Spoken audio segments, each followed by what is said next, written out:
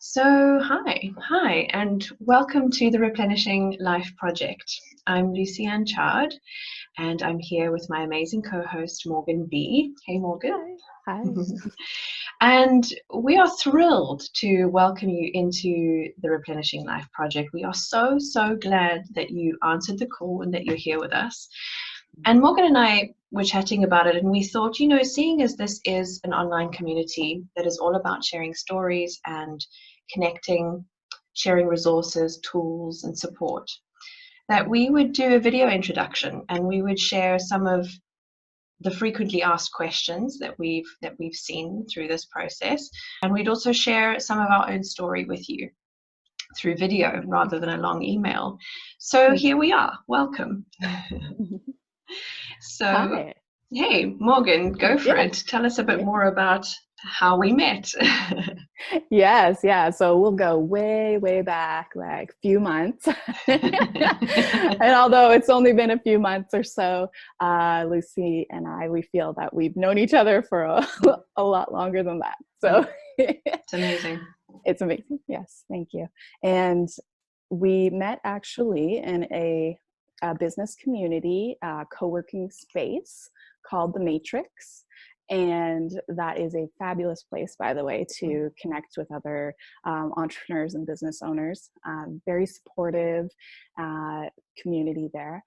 And we got to talking and we realized we had so much in common, and we really have these common goals and outlook as to how we want to bring everyone together, and we really want to support and create community and share with others and and bring the good vibes to the earth and love and for all beings. So, all right, Lucy, would you like to share how we came up with the idea for the Replenishing Life Project? Yeah, I would love to.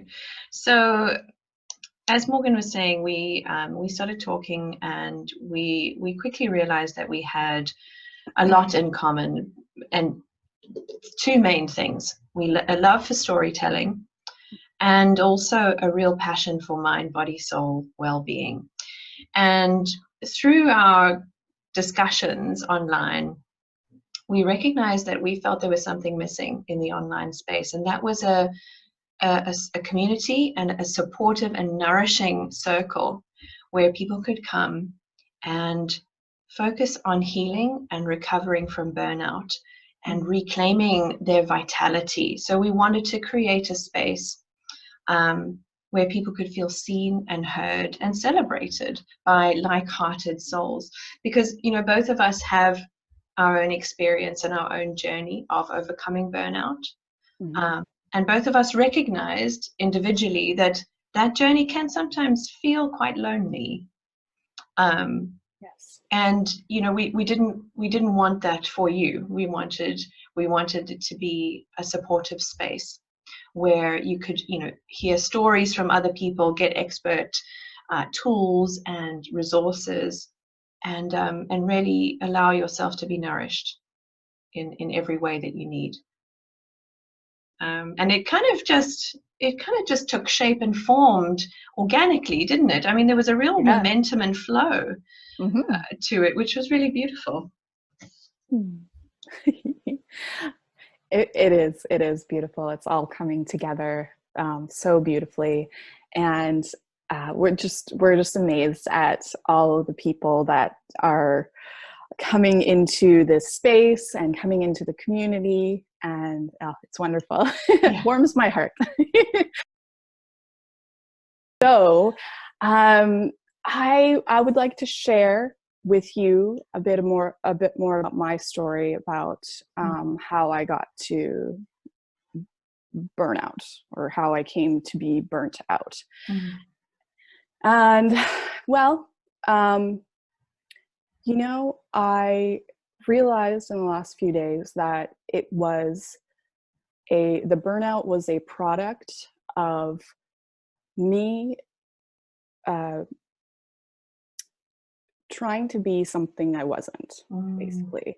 And that could have been from the influence of the outside world, from conditioning of how I've been conditioned throughout my life, from family, culture, education, and so on.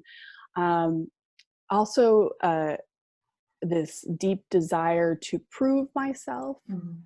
And so that just led down all sorts of different paths and experiences that have taught me many things. And that, yes, so trying to prove myself, doing all these things that weren't in alignment with who I was, working, overworking, overgiving, you know, yeah, this also maybe trying to feel a little more worthy, like of what I was doing and what I was sharing and who I was. And that just led to an extreme burnout, and that affected all areas of my life, and you know, and affected me on a physical, mental, spiritual, emotional level. You know, the body started experiencing physical symptoms and illness and sickness and all these things, and relationships suffered because I wasn't able to show up anymore. And people were also used to me overgiving and constantly being there and on, and you know, you name it. And then when that stopped, you know, there was a lot of, as you mentioned, a lot of isolation, and because of it, and also I just didn't have the energy to connect with others and to be present in my life. So yes. How about you, Lucy?